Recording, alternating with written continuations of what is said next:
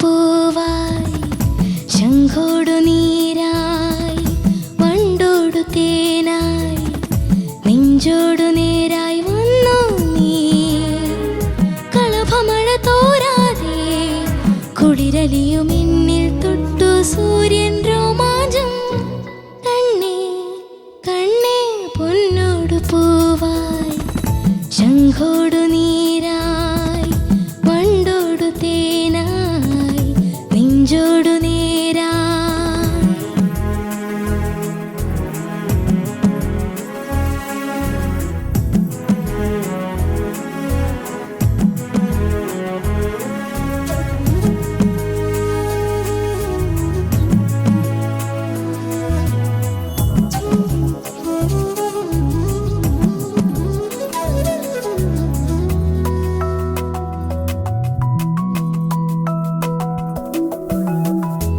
ചില്ല തന്നിൽ പൊഴിയാതെ നീ പുഷ്പമേ കൈക്കൊമ്പിളിൽ നിന്നൊഴിയാതെ നീ തീർത്ഥമേ നീ ശ്വസിക്കും ശ്വാസം ഞാനായി പ്രാണനുള്ളിൽ കൂടും തരാം നീ നടക്കും നീളേ വഴി പൂമ്പൊടിയായി തൂകാമിവൾ വെണ്ണ പോലെ എന്നെ കയ്യിൽ തന്നിടാം കണ്ണേ കണ്ണേ പൊന്നോടു പൂവായി ശംഖോടു നീരായി വണ്ടോടു തേനായി നെഞ്ചോടു നേരായി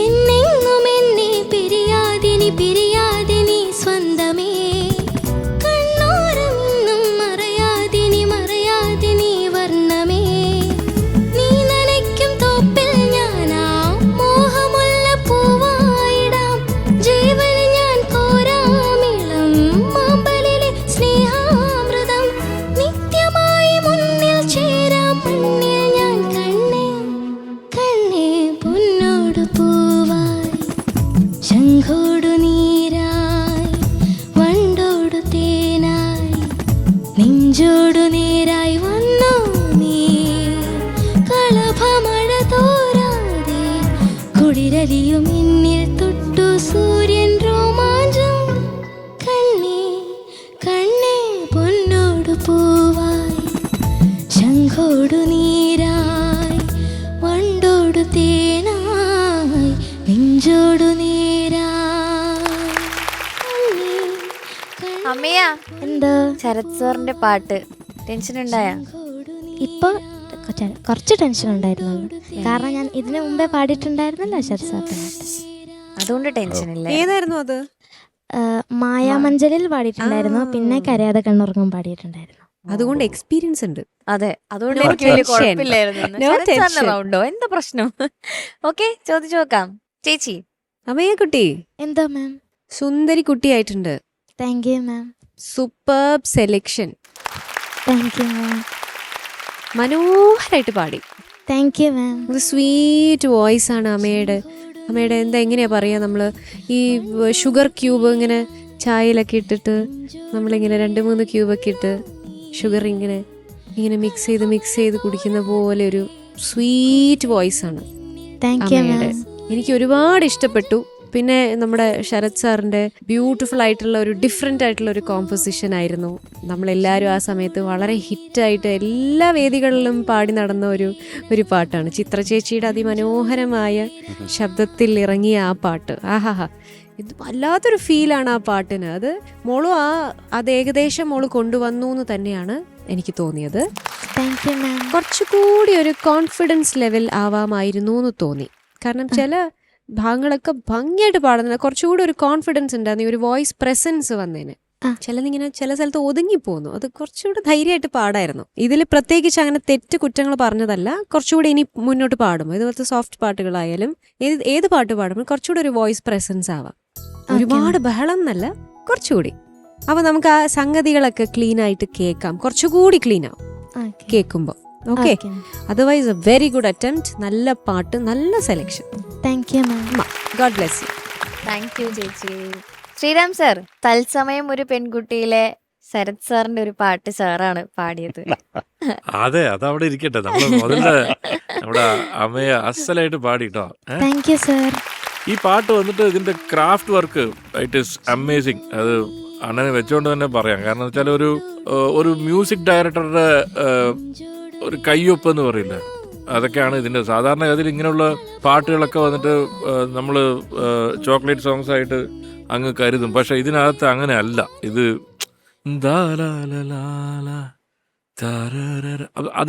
ഇത് സാധാരണ പാട്ടായിട്ടാണ് തോന്നുന്നത്. പക്ഷെ അത് കഴിഞ്ഞിട്ട് ആ ചരണത്തിന്റെ ഫ്രേസിങ് ശ്രദ്ധിച്ചോ?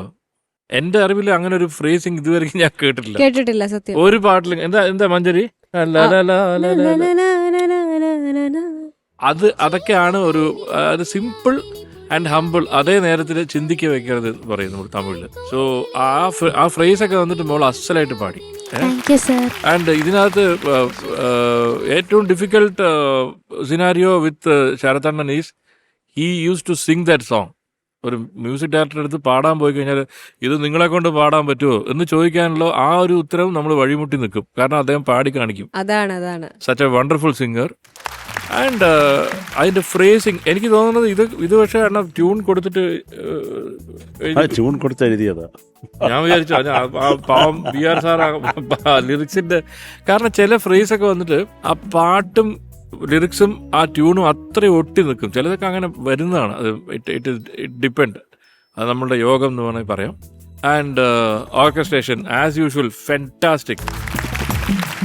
എനിക്ക് തോന്നുന്നത് ഈ പാട്ടിലൊക്കെ വന്നിട്ട് എനിക്ക് അതുപോലെ ശരത്തണ്ണൻ തന്നെയാണ് ഈ പാട്ട് പ്രോഗ്രാം ചെയ്തിരിക്കുന്നത്. എനിക്ക് ഐ എം ഡാം ഷുവർ. ആ ചില സൈലൻസ്, ചില പെട്ടെന്ന് അത് കഴിഞ്ഞിട്ടൊരു സുനാമി, ഇങ്ങനെയുള്ള സാധനങ്ങൾ, പിന്നെ ചില ഫ്ലൂട്ട് ഫ്രേസസ്. അത് ഫ്ലൂട്ട് വായിക്കാൻ പോയി കഴിഞ്ഞാൽ അതിൻ്റെ ടെൻഷൻ അറിയുള്ളൂ. കാരണം ഞാൻ പാടും, എനിക്ക് ഏത് പാട്ട് തന്നാലും ഞാൻ പാടുകയാണുണ്ട്. പക്ഷെ ഫ്ലൂട്ട് വായിക്കാൻ പോയി കഴിഞ്ഞാൽ നമ്മൾ മൊത്തം വീട്ടിൽ പറഞ്ഞിട്ട് വേണം പോകാൻ എന്ന് പറയും. അത്രയും ഭയങ്കര എന്താ പറയുക, ഒരു നൊട്ടോറിയസ് ആ വാക്ക് വേണമെങ്കിൽ പ്രയോഗിക്കാം. അത്രയും ക്ലീൻ ആയിട്ട് അണ്ണം പാടി വെക്കും. ശ്രീറാമേ ഇത് മാത്രം ഒന്ന് വായിച്ചാൽ മതി, വേറെ ഒന്നുമില്ല, 5 മിനിറ്റിന്റെ പണിയേ ഉള്ളൂ എന്ന് പറയും. ഒരു പഞ്ചവത്സര പദ്ധതിക്കുള്ളത് വായിക്കാനുണ്ടാവും. അതുപോലെ മോൾ അങ്ങനെ ടെൻഷനൊന്നും അടിച്ചില്ല, ക്ലീൻ ആയിട്ട് പാടി. Okay, all the best, super. Thank you Sreeram sir. Sarath sir, മോള് നന്നായിട്ട് പാടിയടാ. Thank you sir. നല്ല സുഖം ഉണ്ടായിരുന്നു. മോടെ ടോൺ എന്ത് രസമാണ് കേൾക്കാൻ, എന്തൊരു സുഖമാണ് കേൾക്കാൻ കേട്ടോ. അത് ദൈവാനുഗ്രഹം, നമുക്കൊക്കെ എപ്പോഴും അങ്ങനെ തന്നെ ഉണ്ടാവട്ടെ. നന്നായിട്ട് പാടിയതാ. എനിക്ക് ആകെ തോന്നിയത് ഈ ആ അനുപല്ലവിയും ചരണത്തിൽ അത് മോളെ അത്രയും സസ്റ്റൈൻ വേണ്ടാടാ നിർത്തുമ്പോൾ. ഒന്ന് പാടാമോ അത്?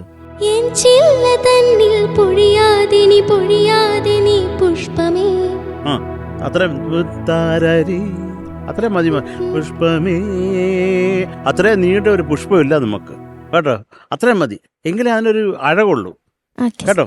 അത് മാത്രമേ ഉള്ളൂ മോളെ. മറ്റേ എല്ലാം മോള് നന്നായിട്ട് തന്നെ പാടിയിട്ടുണ്ട്. കേൾക്കാനൊരു സുഖമുണ്ടായിരുന്നു മോള് പാടുന്നത് കേൾക്കാൻ. എനിക്ക് മോളെ ഇത് ആരാ പാടിയത്? ഇത് ചിത്രാമ്മയുടെ വേർഷൻ എടുത്തത് ദാസേട്ടൻ്റെ ഉണ്ട്. ഈ രണ്ടും കോമ്പസിഷൻ ഒന്നാണെങ്കിലും രണ്ടും രണ്ട് ഫീലാണ്, രണ്ട് വൈബാണ്. നമ്മുടെ തലവര് പാടുമ്പോൾ പറയേണ്ട കാര്യമില്ല, ചേച്ചി പാടുമ്പോഴും പറയേണ്ട കാര്യമില്ല. ആസാദ്, ഇതാരാ എഴുതിയത്? BR Prasad sir. ഇപ്പം ഇല്ല നമ്മുടെ കൂടെ. ഇപ്പൊ ശ്രീറാം പറഞ്ഞ പോലെ ഈ ട്യൂണിന് ശ്രീറാമേ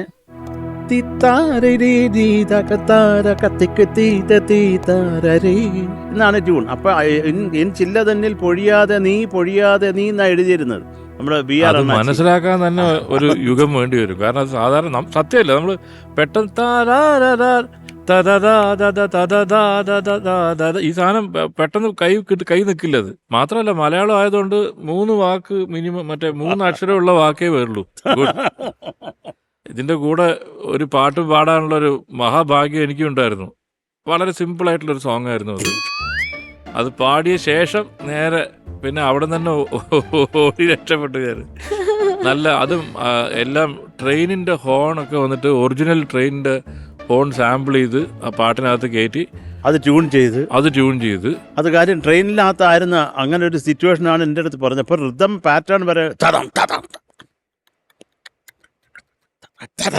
ആ അങ്ങനെ ഒരു പാറ്റേൺ ആയിരുന്നു അത്. കരുത് കുത്തിയിരുന്ന് കഷ്ടപ്പെട്ട് ചെയ്തിട്ട് ഒരൊറ്റ കീബോർഡേ ഉള്ളൂ, ആ VST ഒന്നും ഇല്ല അന്ന്. ശ്രീറാം സർ ഒരു 2 ലൈൻസ്.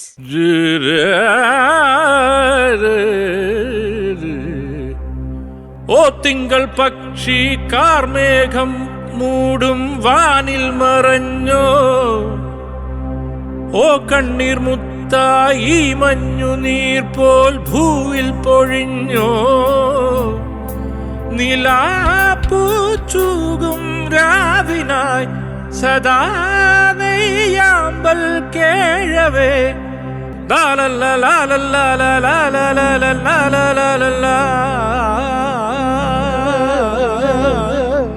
ഓ തിങ്കൾ പക്ഷി എത്രയാണ് ശ്രുതി ഇത്? ആ മാന്യൻ അതേ ശ്രുതി തന്നു. കണ്ടോ, ഞാൻ വിചാരിച്ചു ഈ പല്ലവി പാടി കഴിഞ്ഞിട്ട് കേട്ടോ മഞ്ജരി, ആ ഇത്രയല്ലേ ഉള്ളൂ, ഇത് രക്ഷപ്പെട്ടു എന്ന് വിചാരിച്ചു. അപ്പൊ ഇതാണ് ഏറ്റവും ഹയസ്റ്റ് നോട്ടാണത് പല്ലവി. ചരണം ഇത് ശ്രീറാമ ചരണം സിമ്പിൾ ആണെന്ന് പറഞ്ഞു. ചരണത്തിന്റെ ചൂട് കനവിലെ മരുമരീചിക നീർത്തടം എങ്ങനെയുണ്ട്? എന്റെ അറിവിൽ അതോടെ കഴിഞ്ഞു, നമ്മൾ പണി നിർത്തി പോയി.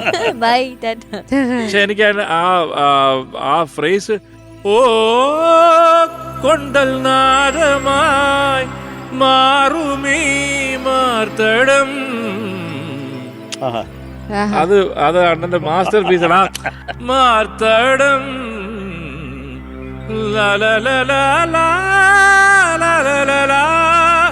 അരുമയേ.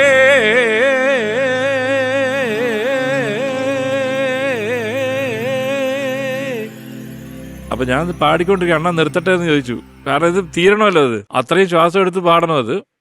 And it was wonderful experience. And ഇതിപ്പോ ഇപ്പൊ കുറച്ചുകൂടി ശബ്ദം നല്ല സുഖമുള്ളതുകൊണ്ട് ഞാൻ എന്നാലും ധൈര്യത്തിൽ എന്തോ പാടിയതാണ്. അത് ഒറിജിനൽ ഒരു ഘട്ടമായിരുന്നു, അത് സി ആയിരുന്നു. ആൻഡ് സ്റ്റേജിൽ പാടുന്ന സമയത്ത് ഞാൻ അറ്റ്ലീസ്റ്റ് ഒരു 2 സെമിട്ടോണെങ്കിലും കുറച്ച് പാടും, എങ്കിലേ ആ പാട്ട് നിൽക്കത്തുള്ളൂ, അല്ലെങ്കിൽ ഇത് എവിടെയെങ്കിലുമൊക്കെ ക്രാഷ് ലാൻഡിങ് ആയി പോകും. പിന്നെ ഇതിപ്പോ മോൾ ഈ പാടിയ പാട്ടും ഈ പാട്ടും തമ്മിലുള്ള വ്യത്യാസം കണ്ടില്ലേ, ഒരേ പടത്തിലാണ് ഉള്ളത്. അതാണ് ആ വെർസറ്റാലിറ്റി ഓഫ് ദ കമ്പോസർ. അണ്ണാ അമേസിംഗ്. താങ്ക് യു ശ്രീറാമേ, താങ്ക് യു. കാര്യം ശ്രീറാമൊക്കെ അതിലൊരു സംഗീതം അറിയാവുന്ന ആൾ പറയുമ്പോൾ അതിലൊരു വേറൊരു വൈബാണ്. Thank you. സോ ഇങ്ങനെയുള്ള കാര്യങ്ങളൊക്കെ നമ്മൾ പാട്ടിന്റെ കൂടെ ഇതുമൊക്കെ ശ്രദ്ധിക്കുക. അത് പാട്ട് മാത്രം ശ്രദ്ധിക്കാതെ എല്ലാവരും ഈ പാട്ട് മാത്രം ശ്രദ്ധിച്ച് ഈ മറ്റേ ബാക്കിയുള്ള ഓർക്കസ്ട്രേഷന്റെ കാര്യമൊക്കെ വിടും. ആൻഡ് ഓർക്കസ്ട്രേഷനും കൂടി വരുമ്പോഴാണ് ആ പാട്ട് പൂർണ്ണതയിലേക്ക് എത്തുന്നത്. All the best. Thank you sir. അപ്പൊ ഇനി ചോദിക്കാം. ഓക്കെ ചേച്ചി. 8.7. Thank you ma'am. ചേച്ചി. ശരത് സർ. മക്കളെ 8.8. Thank you sir. Sarath sir. Sreeram sir. Okay okay, so total 17.5.